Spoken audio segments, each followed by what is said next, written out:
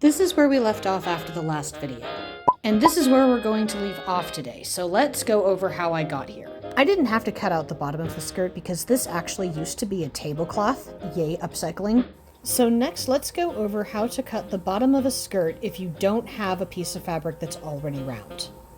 To make the navy blue skirt that's going under the red skirt, I'm going to need about 6 yards of navy blue fabric. So this only comes in 4-yard pieces, so I'm going to go ahead and get 2 of them. Once these were unwrapped, I just put one piece of fabric right over top the other, and then I folded them in half twice. First the long way, and then the short way. Since there's going to be extra fabric, I'm going to go ahead and cut off the excess so that I can use that for the bodice later. My waist to floor measurement was 39 inches. To properly cut this skirt, I need to add the radius of my waist to the waist to floor measurement. Now, I don't want the hem to be dragging on the ground, so I'm going to minus half an inch and we're going to get to 45. If you're going to use dots to cut the way I do, it's important to remember that you need to watch where your scissors are going to be, rather than where your scissors are while you cut. Once the excess is cut off, I'm going to have 2 rectangles that are going to be 45 inches by 90 inches. Fold those in half and we have 2 perfect squares.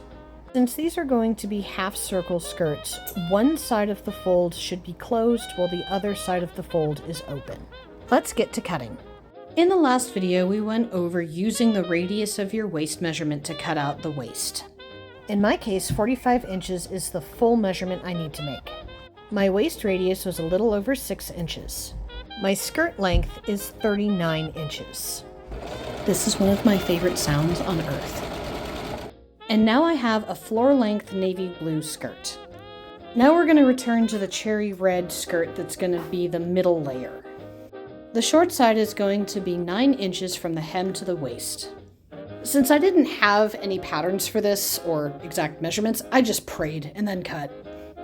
Sometimes you run low on supplies, and today I was running low on my red thread.